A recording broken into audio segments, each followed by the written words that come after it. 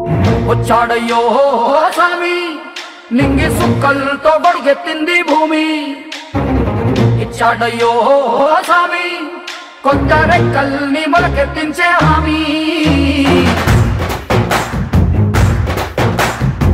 వచ్చాడయ్యో స్వామి నింగి సుక్కలతో బడిగెత్తింది భూమి ఓ ఇచ్చాడయ్యో స్వామి కొత్త రెక్కల్ని మొలకెత్తించే హామీ కత్తి సుత్తి పలుగు పారా తీయండి మన కష్టం సుక్కలు కుంకం బొట్టుగా పెట్టండి మన కష్టం సుక్కలు కుంకం బొట్టుగా పెట్టండి ఓ అన్నం పెట్టే పనిముట్లే మన దేవుళ్ళు మరి ఆయుధాల పూజలు చేద్దాం పట్టండి మరి ఆయుధాల పూజలు చేద్దాం పట్టండి అమ్మోరు కన్ను తెరిసిన నవరాత్రి ఇన్నాళ్ళ సింహ చీకటి తెల్లారే సమయం కుదిరి వచ్చాడయ్యో స్వామి నింగి సుక్కలతో బడిగెత్తింది భూమి ఓ ఇచ్చాడయ్యో స్వామి కొత్త రెక్కల్ని మొలకెత్తించే హామీ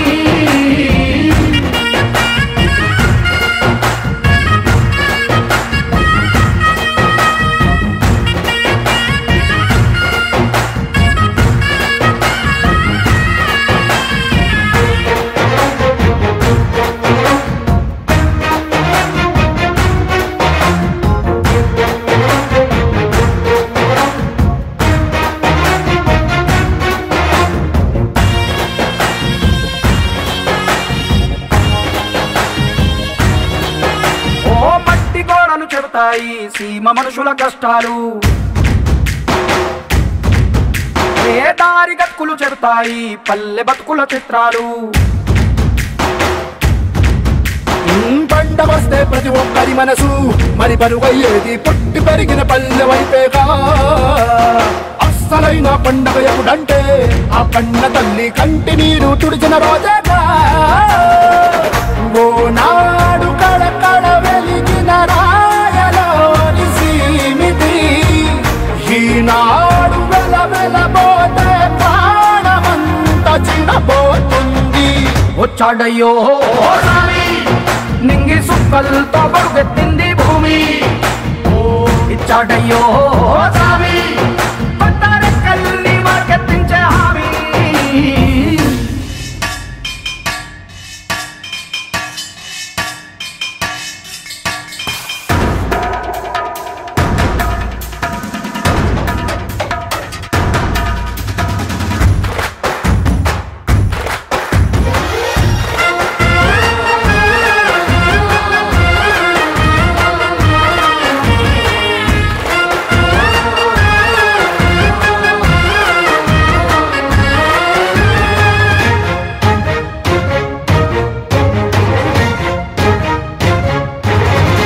ఏ చేతి వృత్తులు నూరారు చేయగలిగిన పనివారు చెమట పుట్టు తడిలోనే తడుక్కుమంటది ప్రతి ఊరు ఎండ మద్దుకు వెలిగిపోతారు ఈ అందగాళ్ళు వాన కళ్ళుకు మెరిసిపోతారు ఎవ్వరికన్నా తక్కువ పుట్టారు వీళ్ళందరిలాగే బాగా బతికే హక్కులు ఉన్నోడు పల్లెటూళ్ళు పట్టుకొమ్మలని వంటి జోల పాట పాడపా తల్లడిల్లు తలరాతలకు సాయమేదో చేయాలంట వచ్చాడయ్యో స్వామి నింగి సుక్కలతో బడిగెత్తింది భూమి ఓ ఇచ్చాడయ్యో స్వామి కొత్త రెక్కల్ని మొలకెత్తించే హామీ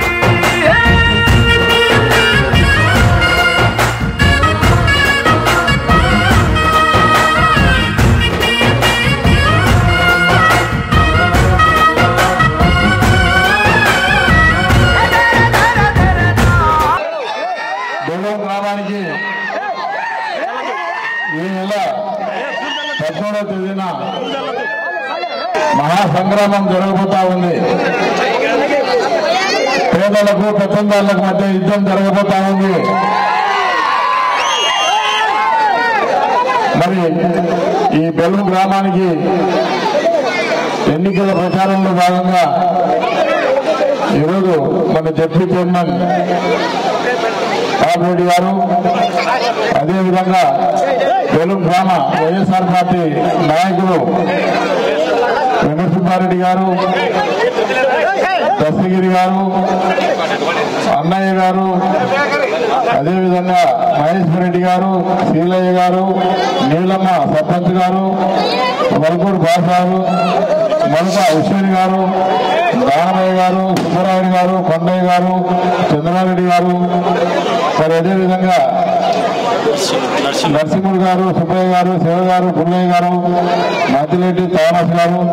ఈరోజే మరి నా యొక్క టీఆర్పీ మొదటిసారి ఎన్నికల్లో నాకు ఎంతో సపోర్ట్ చేసి మరి మధ్యలో మళ్ళా వెళ్ళిపోవడం జరిగింది. ఈరోజే పార్టీలో జరిగిన మన పురుషోత్తం గారు, అదేవిధంగా రవి గారు, ఈ గ్రామ అమ్మలకు, అక్కలకు, అన్నలకు, తమ్ముళ్లకు అందరికీ కూడా పేరు పేరున హృదయపూర్వక నమస్కారాలు తెలియజేస్తూ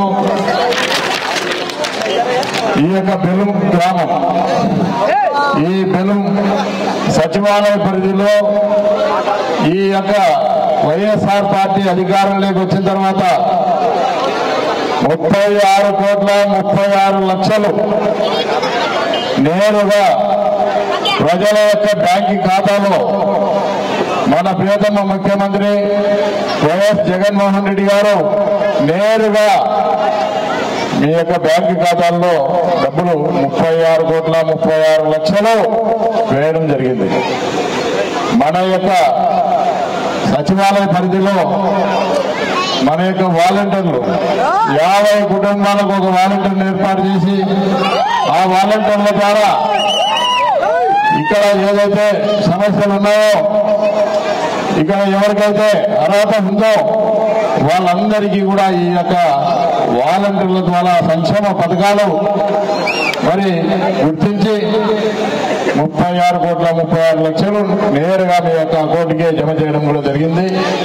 మరి ఇంత పెద్ద మొత్తం స్వాతంత్ర్యం వచ్చిన తర్వాత ఈ యొక్క నంద్యాల పార్లమెంటులో ఒక రాష్ట్రపతిని ఎన్నుకున్నాం, నీలం సంజీవరెడ్డిని, పివి నరసింహారావుని ఎన్నుకున్నాం. మరి అదేవిధంగా కోట్ల విజయభాస్కర్ రెడ్డి ముఖ్యమంత్రిగా ఉన్నారు. మరి ఎప్పుడు కూడా ఒక గ్రామానికి 36 కోట్లు, మరి ఇంత డబ్బు ఎప్పుడు కూడా చరిత్రలో ఎప్పుడు కూడా ఇంత డబ్బు ఒక బెలుం గ్రామానికి ఇచ్చిన పరిస్థితి ఎప్పుడు కూడా లేదు. చూస్తామో చూడలేమో కూడా చెప్పలేదు. కాబట్టి ఈరోజు మనకు ఇన్ని సంక్షేమ కార్యక్రమాలు ఇస్తున్నటువంటి మన ముఖ్యమంత్రి గారికి జీవితాంతం మనం రుణపడి ఉండాలని చెప్పి నేను కోరుతా ఉన్నా. అదేవిధంగా ఈ యొక్క గ్రామానికి నిన్న ఇందిరమ్మ గారు, మాజీ శాసనసభ్యుడు బీసీ జనార్దన్ రెడ్డి గారు సత్యమని ఇందిరమ్మ గారు వచ్చారని చెప్పి చెప్తా ఉన్నారు. అమ్మా ఇందిరమ్మ, నీ భర్త జనార్దన్ రెడ్డి చేసిన ఘనకార్యాలు ఈ రోజు వరకు కూడా ఎవరు మర్చిపోలేదు.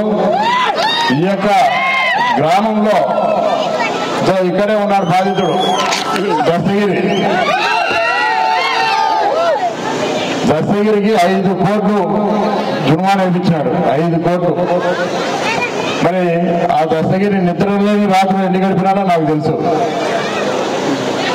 ఎన్ని నిద్ర, ఒక వ్యక్తి సామాన్యమైన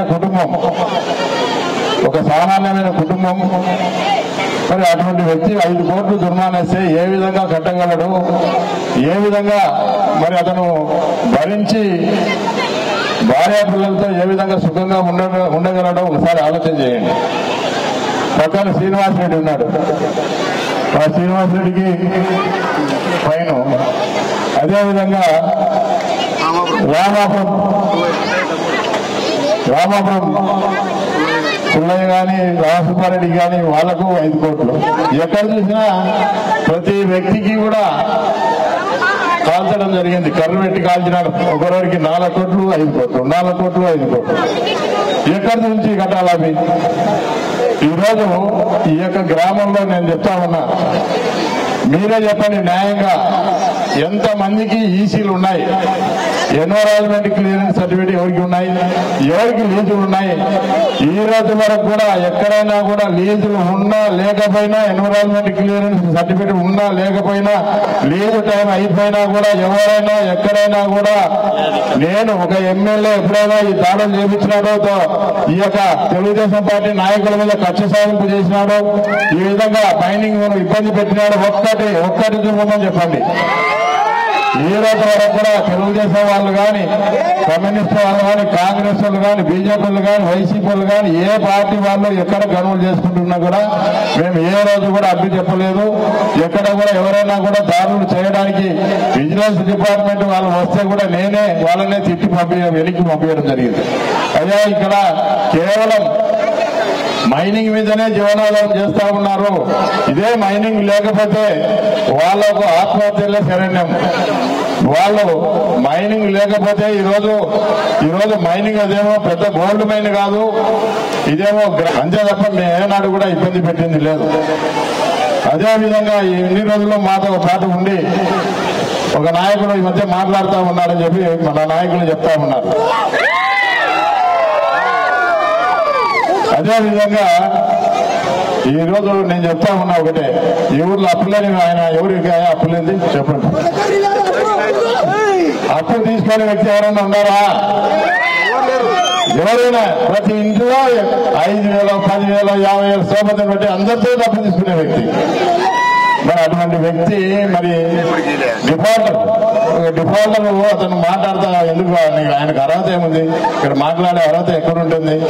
ఇక నాయకుల గురించి మాట్లాడడం, బట్టలు ఊడు తీసి కొడతాము, అది కొడతాము, ఇది కొడతాము అంటే మీరు కొడతా అంటే మేము చూస్తూ ఊరుకుంటాము. ఏం మాట్లాడుతూ ఉన్నారు? ఏదో ఓట్లు అడగడానికి వచ్చినారు, ఓట్లు అడుగుతాలా? అమ్మా నాయన ఈసారి ఏదన్నా మేము గతంలో ఓడిపోయినాం, ఈసారి గెలుస్తాం, మాకు ఏదైనా మంచి పనులు చేస్తాం, ఇది చేస్తామని చెప్పి మీరు అడుగుకోవాలా? ఇష్టం ఉన్నాడు ఓటేస్తాడు, ఇష్టం లేనాడు వేయడు. అంతేగాని బెదిరించి భయపెట్టి ఓట్లు అడిగితే ఇది ఓట్లు వేసే కాలం కాదు. ఆ టైం దాటిపోయింది. ఏదైనా కూడా ఒక మంచి పని చేసి ఈ అభివృద్ధి చేసినాను, నేను ఈ పని చేసినాను, నాకు ఓట్లు వేయమని చెప్పి అడగాల. ఈరోజు మా ముఖ్యమంత్రి గారే చెప్తా ఉన్నారు కదా, నేను 5 సంవత్సరాల్లో మీకు మంచి జరిగి ఉంటేనే నాకు ఓటు వేయండి. ఈ దేశంలో ఏ ముఖ్యమంత్రి అయినా కూడా మీ కుటుంబాలకు మంచి చేస్తేనే ఓటు వేయండి, లేకుంటే నాకు ఓటు అవసరం లేదని చెప్పగల దమ్మున్న నాయకుడు ఈ దేశంలో ఎవరైనా ఏ ముఖ్యమంత్రి అయినా ఉన్నారా? చంద్రబాబు నాయుడు చెప్పమని చెప్పండి. 14 సంవత్సరాలు ముఖ్యమంత్రిగా చేశారు, 46 సంవత్సరాల రాజకీయంగా అనుభవం ఉంది. నేను మీకు మంచి చేసింటేనే నాకు ఓటు వేయమని చెప్పి ఈరోజు జగన్మోహన్ రెడ్డి గారు అడుగుతా ఉన్నారు. చంద్రబాబు నాయుడు గారు చెప్పమని చెప్పండి. చెప్పలేదు. ఎందుకంటే ప్రజలకు ఏది కూడా చేయలేదు, ఏ మంచి పని చేయలేదు. ఏ రోజు కూడా ప్రజలకు ఇది మంచి చేసినాను ఒక్కటి చెప్పమని చెప్పండి. ఈరోజు రాజశేఖర రెడ్డి గారి కుటుంబం చెప్పేదానికి వందలు ఉన్నాయి.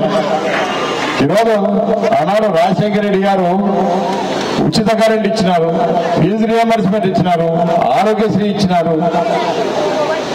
మరి ఈరోజు జగన్మోహన్ రెడ్డి గారు దాదాపు 32 పథకాలు పెట్టి ఈ యొక్క గ్రామానికే దాదాపు 36 కోట్లు డబ్బు ఇచ్చినాడు. ఈరోజు ధైర్యంగా మేము చెప్పగలం, మీ గ్రామానికి ఇది చేసినాము, ఈ విధంగా మీకు మంచి జరిగింటేనే ఓటేయండి. ఎక్కడ కూడా ఒక సంక్షేమమే కాదు, అభివృద్ధి విషయంలో కూడా ఎక్కడ కూడా వెనకడుగు వేయకుండా ఈ యొక్క గ్రామానికి సంబంధించినంత వరకు అభివృద్ధి విషయంలో కూడా 5,37,00,000 ఒక గ్రామానికి ఖర్చు పెట్టడం జరిగింది. 5,37,00,000 ఒక జెడ్పీఎస్ స్కూల్కే 1,79,00,000 శాంక్షన్ చేయడం జరిగింది. అదేవిధంగా ఇక్కడ దాదాపు ఈ యొక్క గ్రామానికి నీటి విషయం అయితేనేమి, అదేవిధంగా రోడ్డు డైవర్షన్ రోడ్డు కూడా శాంక్షన్ చేసినప్పుడు వేస్తా ఉన్నాం. ఎందుకంటే ఈ గ్రామంలో చాలా మంది ట్రాక్టర్లు కానీ లారీలు కానీ ఏదన్నా ట్రాఫిక్ జామ్ అయిపోతా ఉంది, బైపాస్ రోడ్ అయితే బాగుంటుంది. మన పాపిరెడ్డి గారు నా మీద చాలా ఒత్తిడి తెచ్చినారు, ఇక్కడ బైపాస్ రోడ్ కావాలి, ఎందుకంటే మైనింగ్ ప్రాంతం ఎక్కువగా స్పీడ్ గా రావడం వల్ల యాక్సిడెంట్ అవుతా ఉన్నాయి. బైపాస్ రోడ్ అయితే చాలా వరకు ఇబ్బంది ఉండదు.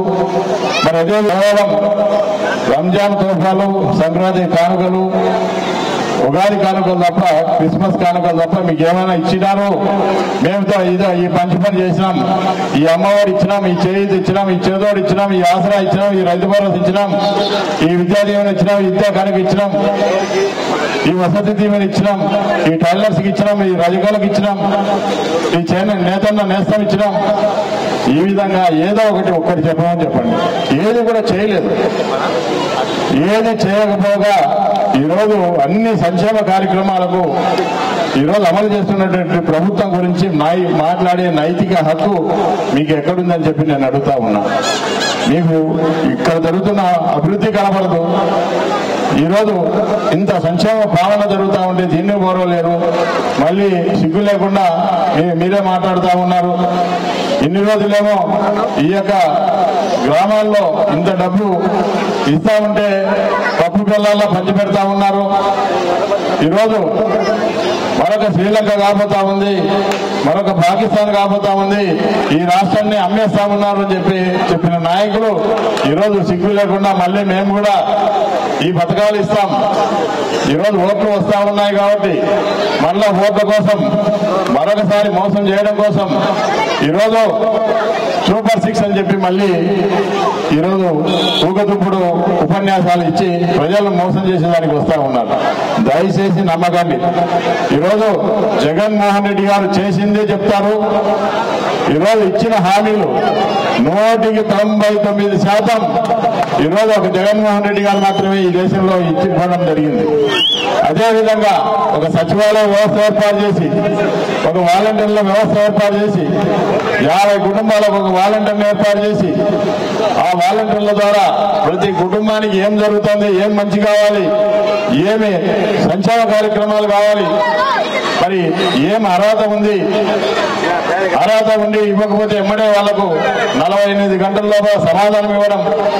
మరి అదేవిధంగా ఈరోజు ఈ యొక్క సంక్షేమ పాలన ఇతర రాష్ట్రాల్లో ఉండే ప్రజలు కూడా చూసి మరి జగన్మోహన్ రెడ్డి గారు ఆంధ్రప్రదేశ్ రాష్ట్రంలో కోట్లాది రూపాయలకు ప్రజలకు సంక్షేమ పథకాలు ఇస్తా ఉన్నారే, మాకెందుకు ఇవ్వడం లేదు ప్రభుత్వం? మరి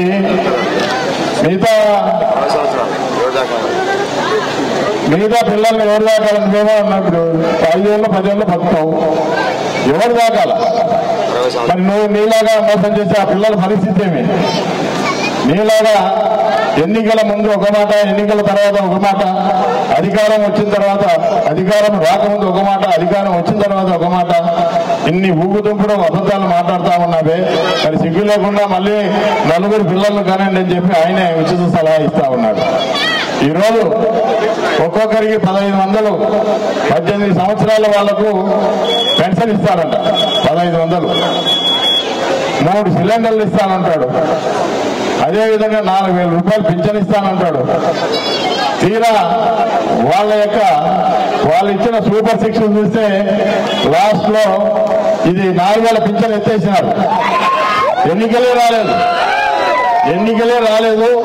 ఈరోజు వీళ్ళ యొక్క మేనిఫెస్టో, ఈరోజు 3 జెండాలు, బీజేపీ, తెలుగుదేశం, జనసేన ముగ్గురు కలిసి కూడా ఒక మేనిఫెస్టో రూపొందించుకోలేక ఈరోజు ఆ మేనిఫెస్టోతోనే మాకు సంబంధం లేదు, మాకు ఆ పార్టీతో సంబంధం లేదు, మేము ఈ యొక్క అబద్ధాలు మేము చెప్పలేము, ఇది చంద్రబాబు నాయుడు అబద్ధాలు మాట్లాడుతూ ఉన్నారు, అబద్ధాలు చెప్తా ఉన్నారు, ఆయన మేనిఫెస్టోతోనే మాకు సంబంధం లేదని చెప్పి బీజేపీలు ఆ యొక్క పేపర్ను కూడా ఆయన ముఖాన కొట్టడం జరిగింది.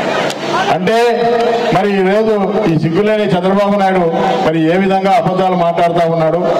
అదేవిధంగా వాళ్ళ యొక్క ఆంధ్రజ్యోతి పేపర్లోనే 4000 రూపాయలు పెన్షన్ ఇస్తానని చెప్పిన ఆంధ్రజ్యోతి పేపర్లోనే ఆ యొక్క పేపర్లో 4000 పెన్షన్ మాట కూడా లేకుండా చేసుకున్నారు. కాబట్టి మీరు ఆలోచన చేయండి, ఏది మంచి ఏది చెడు. ఈరోజు మన జగన్మోహన్ రెడ్డి గారు ప్రతిదీ కూడా కులం కానీ మతం కానీ పార్టీ కానీ లేకుండా ధర్మంగా పరిపాలన చేస్తా ఉన్నాడు. ప్రతి ఒక్కరు కూడా ఇది మీరు కూడా ధర్మాన్ని పాటించండి. ఒక ధర్మానికి యుద్ధం జరగబోతా ఉంది. ధర్మం గెలవాలి. ధర్మం గెలవాలంటే ఖచ్చితంగా జగన్మోహన్ రెడ్డి గారు మళ్ళీ ముఖ్యమంత్రి కావాలి. ముఖ్యంగా మైనింగ్ మీద ఎక్కడ కూడా దాడులు లేకుండా ఈరోజు ఈ యొక్క మైనింగ్ యజమానుల జోలికి వెళ్లకుండా ఈరోజు ఎంత ప్రశాంతంగా ఉన్నామో ఒకసారి ఆలోచించవలసిందిగా కోరుతా ఉన్నాం. అదేవిధంగా ఈ గ్రామానికి సంబంధించినంత వరకు ఇంకా కొన్ని డెవలప్మెంట్ కి సంబంధించిన కార్యక్రమాలు కూడా కోరినారు. అదేవిధంగా ఈ యొక్క జూజకల ముస్లిం కులానికి సంబంధించి ఒక శ్మశాన వాటికకు సంబంధించి మరి అక్కడ కాంపౌండ్ వాల్ ఏర్పాటు చేసి మట్టి ఫిల్లింగ్ చేయించి మట్టి తోలి, ఎందుకంటే ఇక్కడ మైనింగ్ ప్రాంతం కాబట్టి ఎక్కడైనా బ్లాస్టింగ్ చేస్తేనే అక్కడ ఇబ్బందులు అవుతా ఉన్నాయి కాబట్టి అక్కడ మట్టి తోలి మాకు కాంపౌండ్ వాల్ ఏర్పాటు చేయాలని చెప్పి కోరుతా ఉన్నారు. తప్పకుండా ఆ ముస్లిం శ్మశాన వారికకు జూజకల శ్మశాన వారికకు సంబంధించి తప్పకుండా ఈ యొక్క గ్రామాలతోని ఏర్పాటు చేస్తామని చెప్పి కూడా తెలియజేస్తా ఉన్నాను. అదేవిధంగా ముఖ్యంగా ఎస్సీ సోదరులు ఎక్కువగా ఉన్నారు కాబట్టి ఆ యొక్క ఎస్సీ కాలనీలో ఒక మినరల్ వాటర్ ప్లాంట్ తప్పకుండా ఏర్పాటు చేస్తామని చెప్పి కూడా తెలియజేస్తా ఉన్నాను. అదేవిధంగా మన రజకులు కూడా ఎక్కువగా ఉన్నారు కాబట్టి వాళ్ళు బట్టలు ఉతుకోవాలంటే చాలా ఇబ్బందిగా ఉంది. ఒక దోపి ఘాట్ ఏర్పాటు చేయాలని చెప్పి కూడా అడుగుతా ఉన్నారు. తప్పకుండా చేస్తాం.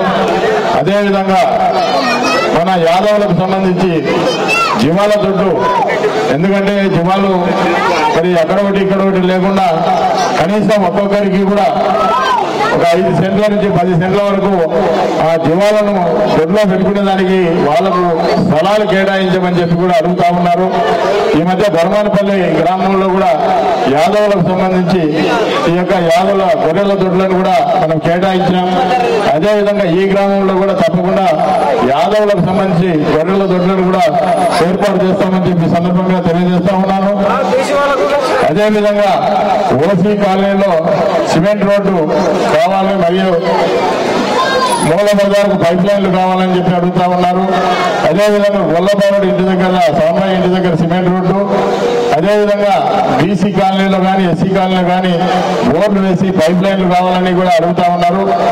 అదేవిధంగా మఠం దగ్గర నుంచి ఓసీ కాలనీకి పైప్ లైను, అదేవిధంగా బీసీ కాలనీ కానీ ఎస్సీ కాలనీ కానీ సీసీ రోడ్లు కూడా తప్పకుండా వేస్తామని చెప్పి ఈ సందర్భంగా తెలియజేస్తా ఉన్నాను.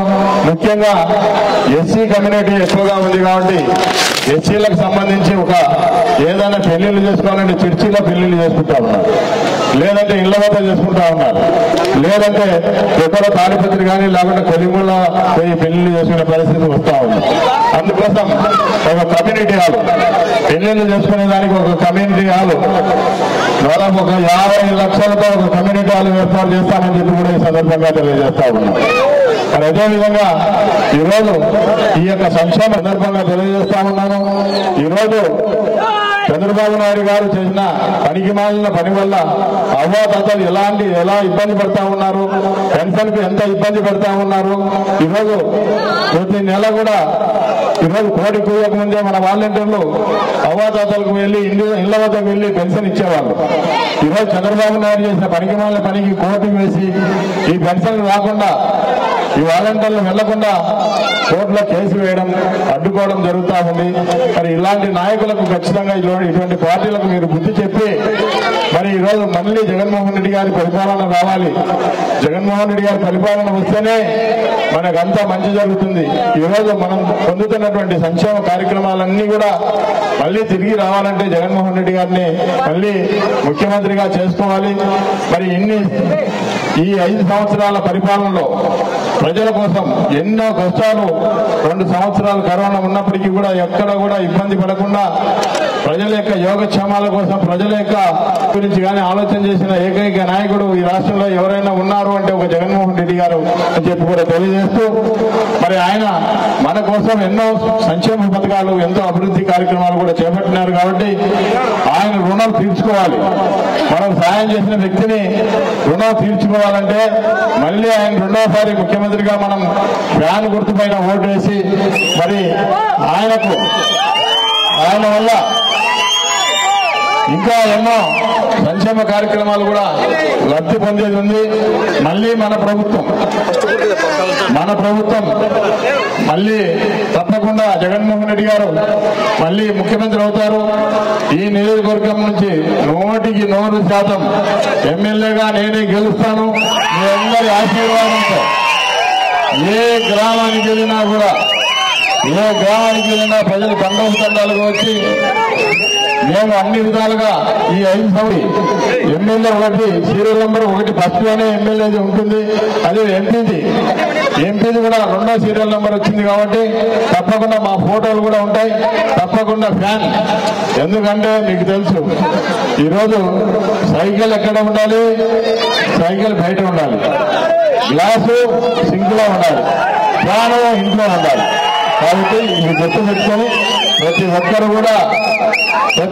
కూడా ఫ్యాన్ గుర్తుకు మర్చిపోకుండా మీ అమూల్యమైన ఓటు వేసి మళ్ళీ మీకు సేవ చేసుకునే భాగ్యం, మళ్ళీ ఈ యొక్క సంక్షేమ పరిపాలన అందించే భాగ్యం మాకు కల్పించి మరి ఈ విధంగా ఇంకా మిగిలిపోయినటువంటి ఈ యొక్క అభివృద్ధి పనులన్నీ కూడా పూర్తి చేసుకున్నాం. తప్పకుండా మళ్ళీ గెలిచిన తర్వాతనే మళ్ళీ ఈ గ్రామానికి వచ్చి ఈ గ్రామంలో సమస్యలన్నీ కూడా మళ్ళీ ఒకసారి మీ ద్వారా తెలుసుకొని అన్ని సమస్యలు కూడా పరిష్కారం చేస్తామని చెప్పి కూడా తెలియజేసుకుంటూ, ముఖ్యంగా మన ఎస్సీ, ఎందుకంటే మొదటి నుంచి కూడా నాకు మన ఎస్సీ సోదరులు బాగా ఆదరించి నా వెన్నంటి ఉండి నాకు అన్ని విధాలుగా మొదటిసారి టీఆర్పీ ఎమ్మెల్యే కానీ మరి ప్రతిసారి నా యొక్క గెలుపు కోసం హామీలు పనిచేస్తా ఉన్నారు. వారికి పేరున ధన్యవాదాలు కూడా తెలియజేస్తూ, ఇక్కడ ఉన్న వైసీపీ నాయకులకు అందరికీ కూడా ధన్యవాదాలు తెలియజేస్తూ, ఇంకా 2 గ్రామాలకు కూడా వెళ్లేది ఉంది కాబట్టి ఇంతతో ఉపన్యాసం విరమిస్తా ఉన్నాం. ఫ్యాను గుర్తుకి ఓటేద్దాం, మన కాటసాని రామిరెడ్డి అన్నను మళ్లీ గెలిపించుకుందాం.